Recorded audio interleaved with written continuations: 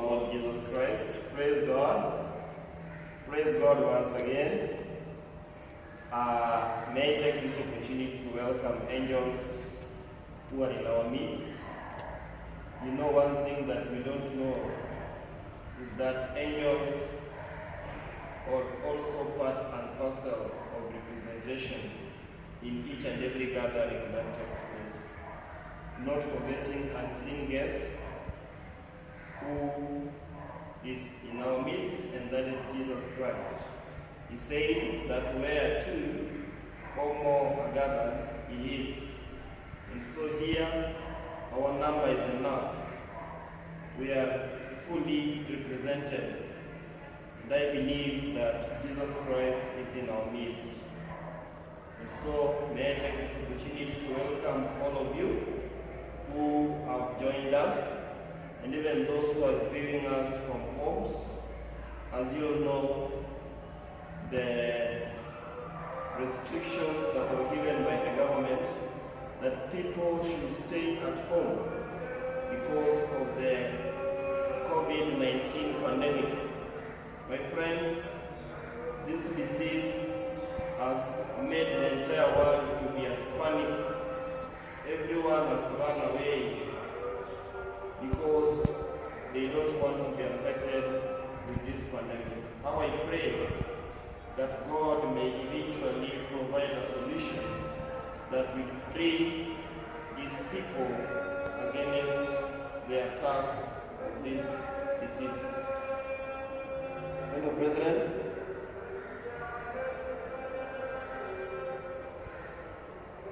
may I introduce you to the topic of today. The topic of today's presentation is dangers caused by premarital sex. Dangers caused by premarital sex. Or we can say dangers caused by fornication. Dangers caused by fornication. Yesterday, we looked at a topic entitled, a presentation entitled, who can tell me? We looked at a virtuous woman. Virtuous woman. The characteristics of a virtuous woman was our yesterday's presentation. And we gave two examples in the Bible.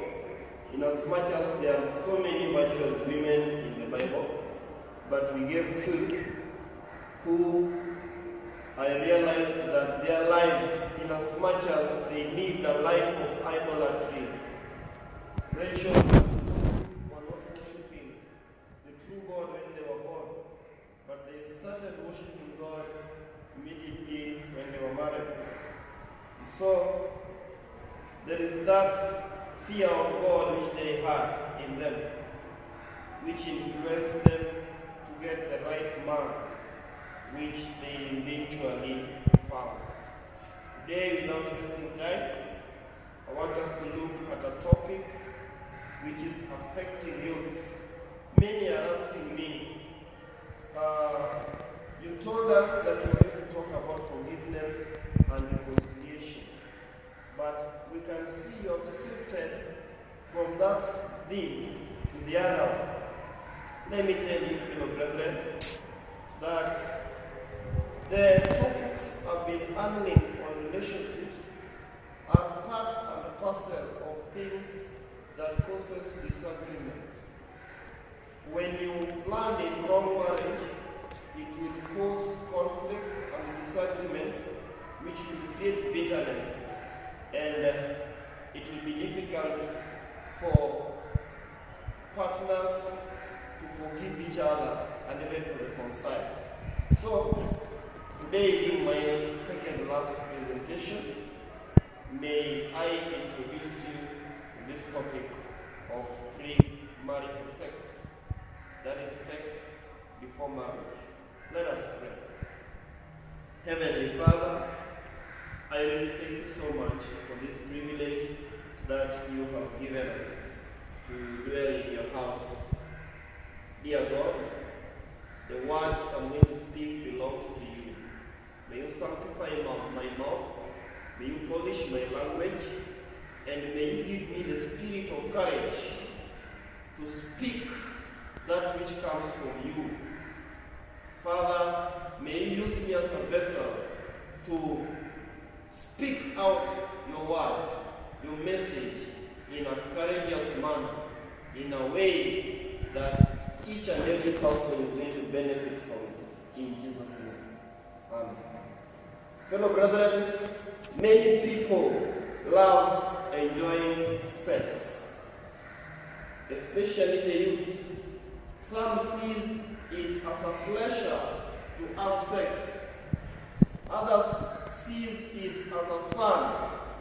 Others see it as an emotional satisfaction, while others see it as a way of solving stress. But I want to tell you that there is a danger which comes out when we misuse this special treasure that God has given us.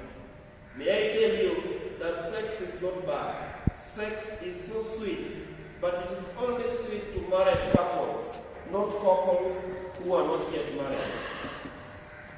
The Bible says in the book of Hebrews that marriage is holy and the bed should not be defiled. And so, just as marriage is holy, sex is also holy. If it is misused, then the glory of God is not seen.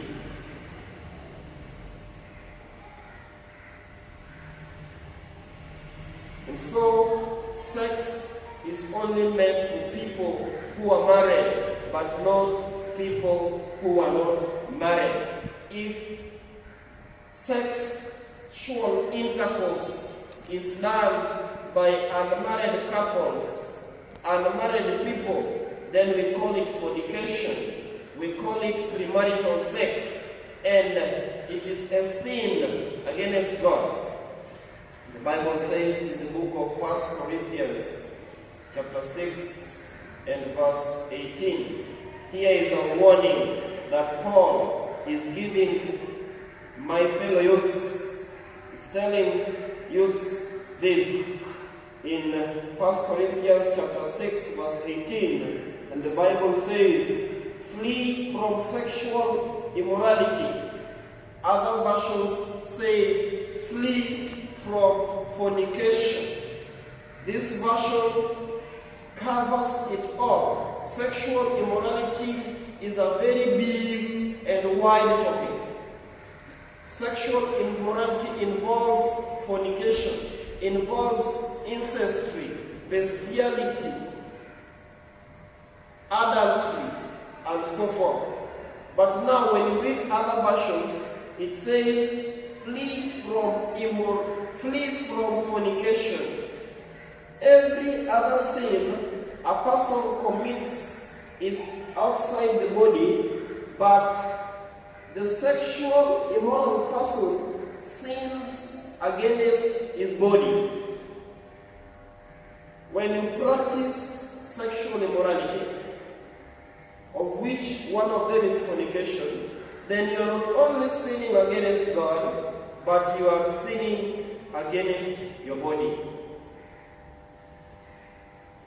But the Bible says that our bodies are the temple of the Holy Spirit where God dwells in. And that is 1 Corinthians 6:19 and also 3:15.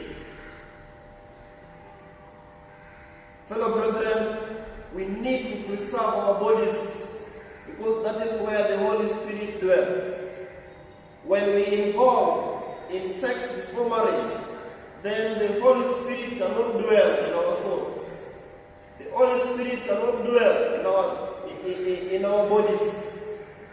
The Holy Spirit will vacate immediately. And the one who will now make a dwelling place in our bodies is none other than the Sexual immorality separates you with God. It separates you completely with God. And it influences you to evil spirits. If there is anything never allowed in your life, is allowing your body to be a dwelling of evil spirits.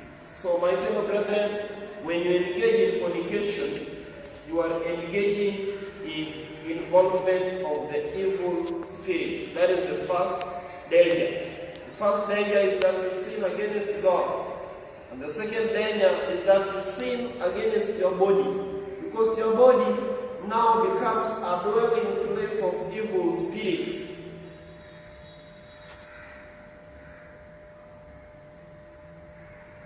Each and every person.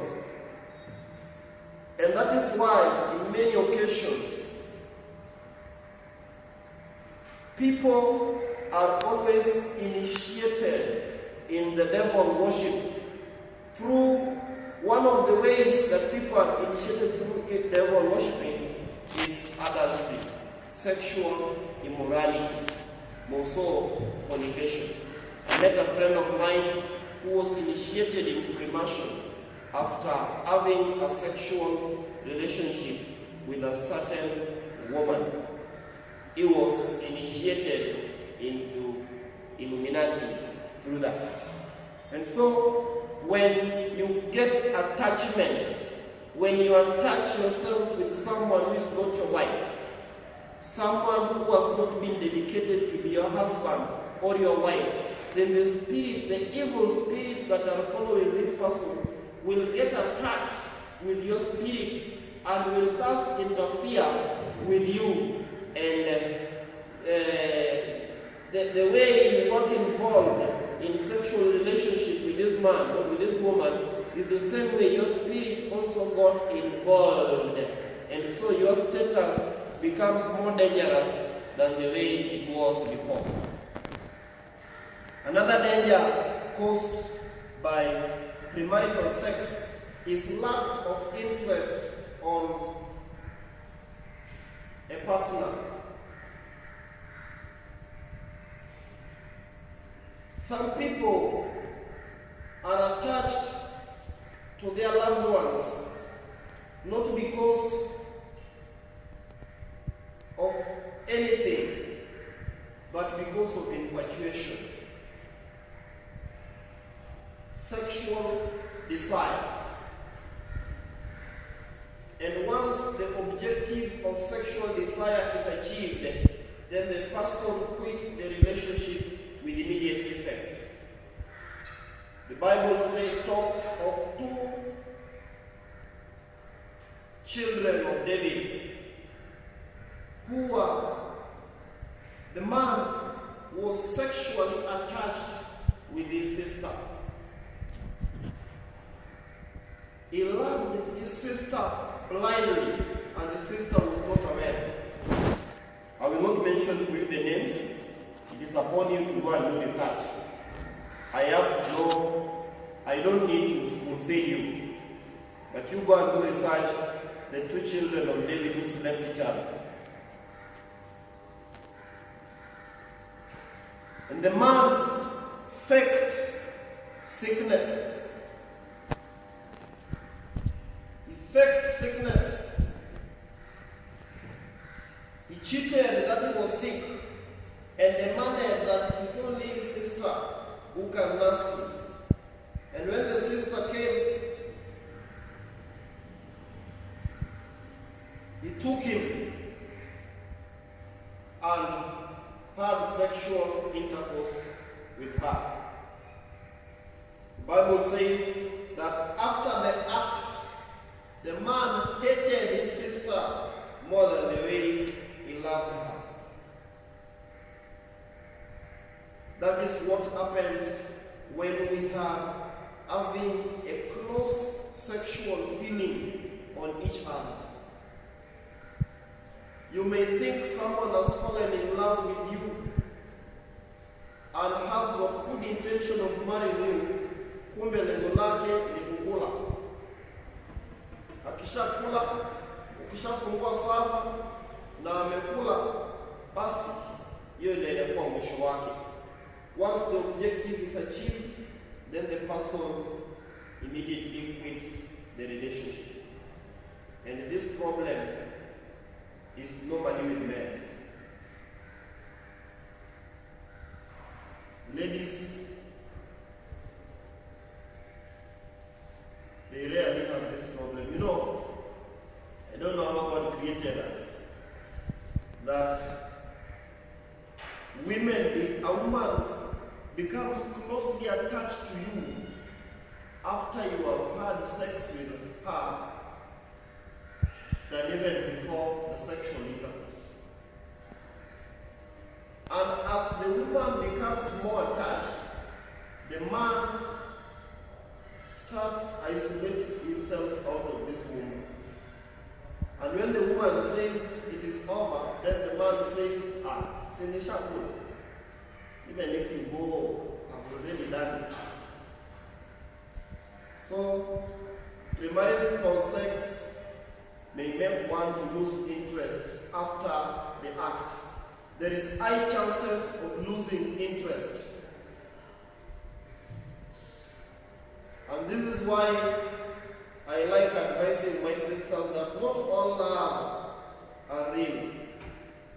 Some are infatuation, which died off easily after sexual intercourse.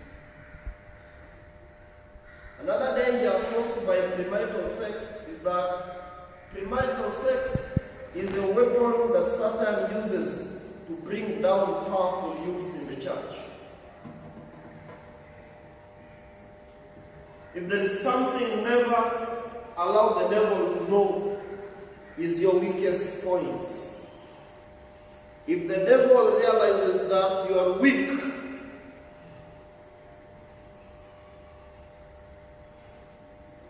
on matters concerning women, he will take advantage of putting you down. There is a lady who was loved by everyone in the church. At age 21, she held a very powerful post in her church. She became the personal ministry leader in that church, and as well as Sabbath school assistant leader. So when I went to preach there, I wondered, why? Why is it that this lady has been given these two powerful positions in the church? And somebody told me that is Ellen G. White Jr. Before the year ended, when I heard that lady became pregnant, it was a shock. And that was the day the light of that lady was put off.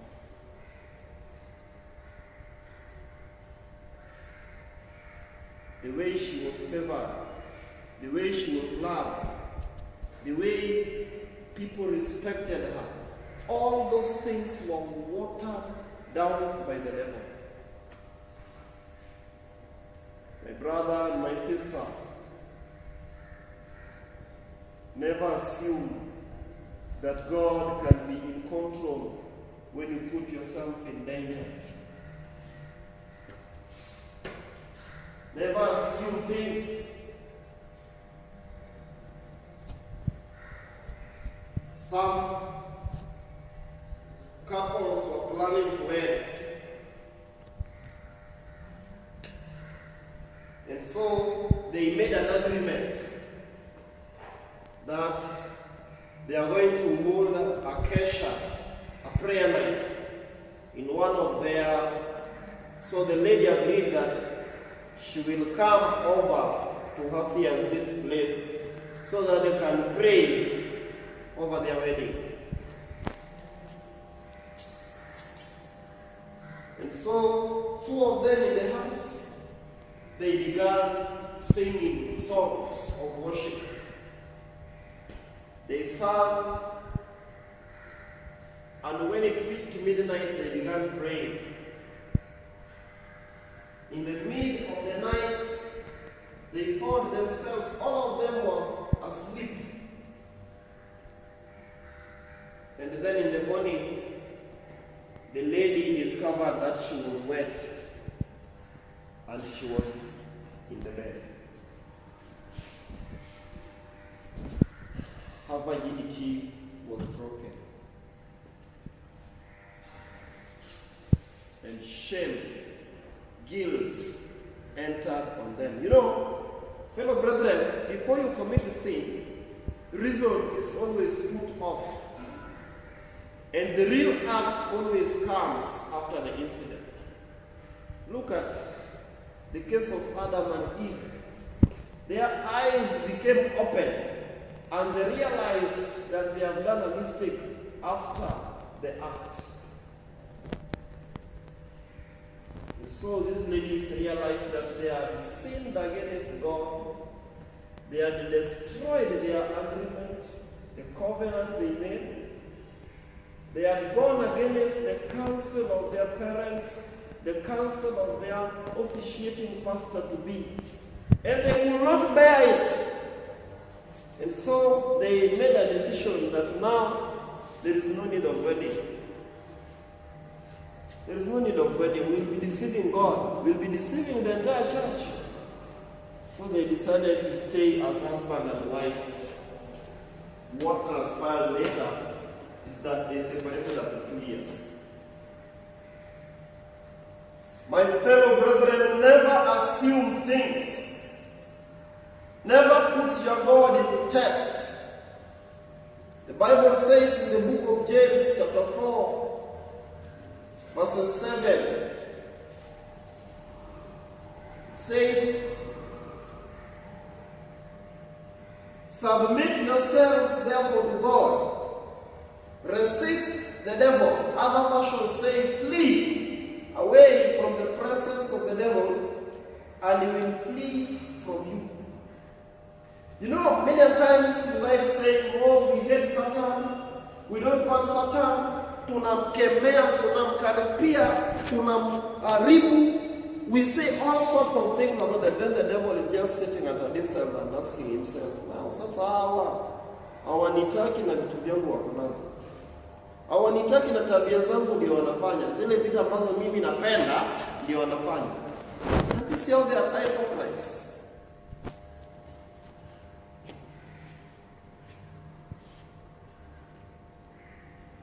Fleeing away from the devil simply means cutting off from any association that may lead you to evil. Amen? Cutting off from any association that may lead you to sin. That is the real meaning of fleeing away from the devil. When David was attacked by Potiphar's wife, what did he do? Alisema afadhali hata hii koti nilipewa, an expensive coat that was brought to me and given to me as a gift by my father. I rather live it for the sake of rescuing my life. Flee away from the devil, and the devil will flee away from you.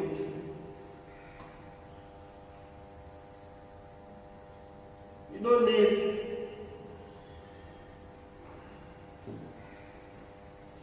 you cannot put your God in test and succeed. Ladies who are here, do not put your brothers into temptation. Keep on claiming my dress, my choice.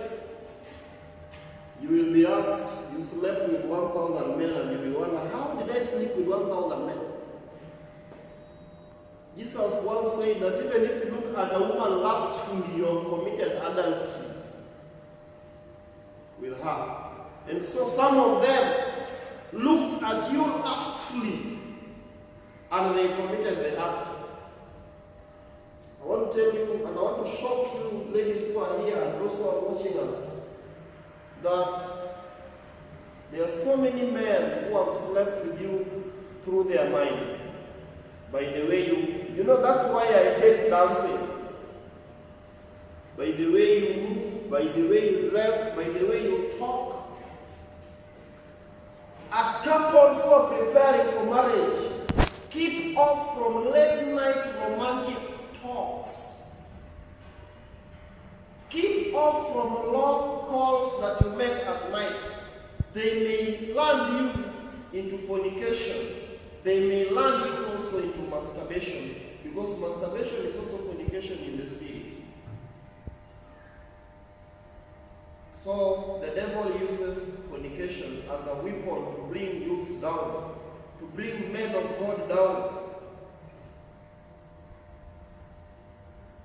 Another danger that is caused by premarital sex is a high possibility of breakups after marriage, especially when one's expectation of sexual desire is not met. Maybe ulizoea you are playing sex with experts who are experienced in doing those styles, you know, and now you get a shamba poor from home who does not know those styles, and then you start saying, I hate her. She knows nothing. She's not good in bed. I hate him. He knows nothing. He doesn't know how to tune a woman. And so, this marriage ends up in breakups.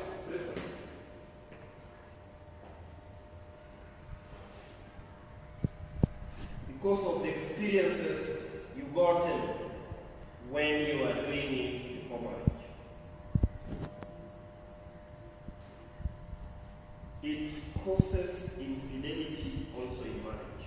Because, you know, if you realize that the husband who has now married you is not good in bed, you will desire to have multiple. Ulikuwa umezoea, you are having 10 of them in a month or in a day. Now you have narrowed yourself into one. Then you say, one is not enough. And you know, kanisa tumekaziwa, you only marry one wife. So what do? You get yourself engaging into secret love affairs with other women outside. Simply because you were used to sleep with 10 of them.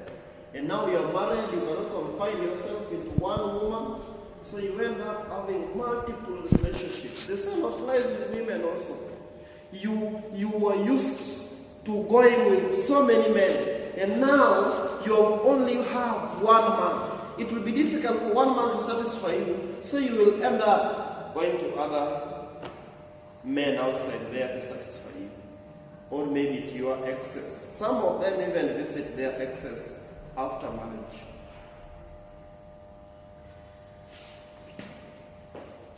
Another danger caused by premarital sex is it disrupts one's mental health. One realizes how he or she has been used for sexual satisfaction,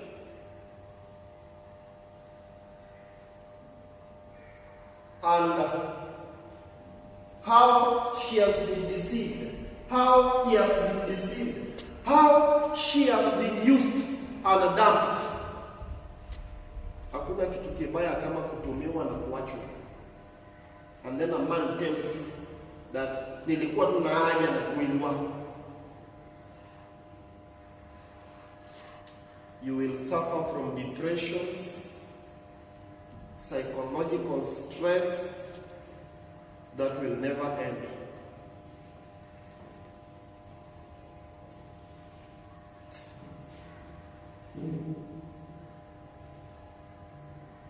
And this may lead to negativity and stereotyping. You know, kuna watu wanasema Wajaluo wanaanya. Because alianyiwa na Mjaluo moja, sasa Wajaluo wote Waadventista wanaanya. Because alidanganywa, alipata gugu moja ndani ya kanisa. So akaweka wote. Let me tell you, If you ended up sleeping with a man after convincing you, you're a cheap woman. And the problem is you, not even the man. The problem is you. So don't go telling people how Luos, oh how Kissis, oh how Kikuyus. Blame the man who dumped you. Don't blame the whole tribe. Don't blame the whole church. They were not there when you were being dumped. When you were being used and dumped. They were not there.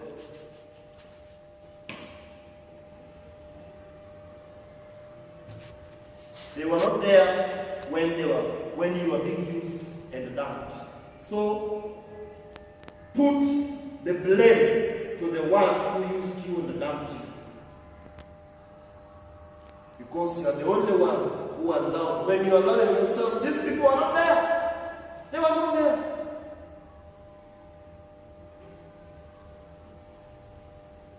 Premarital sex causes trauma due to unwanted pregnancy,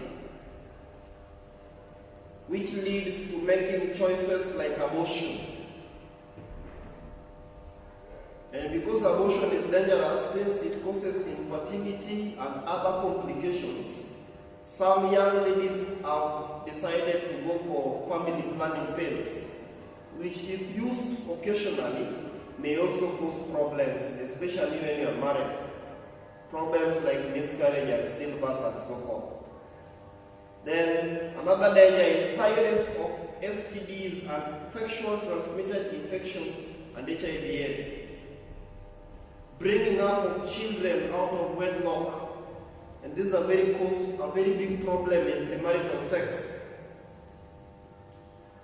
I want to tell you, fellow brethren, that in this life we are living, finding a man who can marry you with a child is not easier. So it's important for you to stay safe the way you're staying safe now during the time of COVID-19. Premarital sex changes the physical image of the body. Premarital sex makes you to step into marriage with an emotional baggage.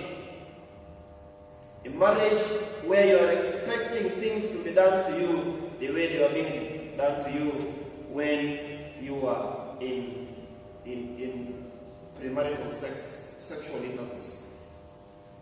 You know, fellow brethren, sex is not the reason why people marry. Actually, ask married people will tell you that after 3 to 4 months, itakuwa ni kitu ambacho si lazima. You'll get used to it. Yani utakuwa unaiona tu hivi na umechoka tayari. So don't enter into marriage because of sex, because you can't control your body, and that's why if one you're married with doesn't satisfy you well, you may end up cheating on your partner, which is true.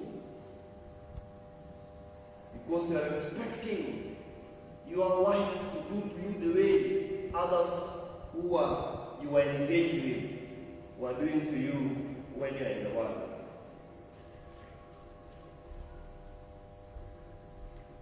It makes one to take his partner for granted.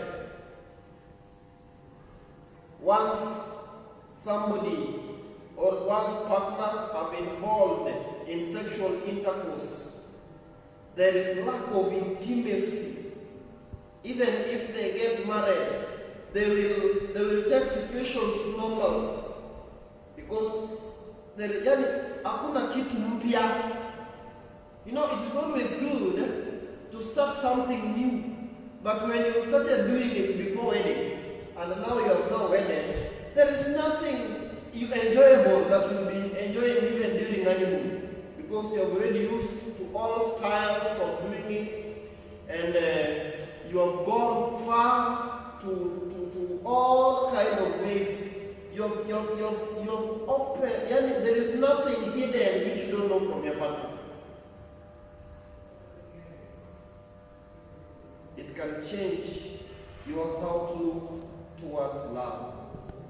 Sex is not the only reason for marriage, like I said before. If partners are sexually attracted to marriage, chances of breakups or infidelity is so high because many other things were not overlooked. Marriage involves so many things. But when you start it with sexual intercourse, there are so many things which you will not look at. The behavior, the character. Yani hizi ni vitu ambazo zitakuwa hata kama mtu anakupa advice, mume unamuoa, yuko hivi na because you had sexual intercourse with him. So the reason is put out. So once reality comes, you're already married. And it becomes difficult for you to break up with your partner. Last but not least is that it may lead to wrong marriages. Premarital sex may lead to wrong marriages. Unakutana na mtu, hamjajuana, hamjazoeana, you have not even bonded. Mshaifanya. Then what follows is anaanza kuleta vitu kwa rekodi. Guo, nini. All of a sudden is cohabiting. Then mnaanza kuishi kama bibi na bwana. Mnazaa watoto. Planless marriage. And then you end up living a planless life with planless children. So, youths who are listening to me this evening, may you keep off from premarital sex. God bless you. Let's pray. Heavenly Father, we thank you for the message that we have had this evening. May you bless us. May you help us to put into practice that which we have had for the purpose of benefiting us and enabling us to grow spiritually. In Jesus' name.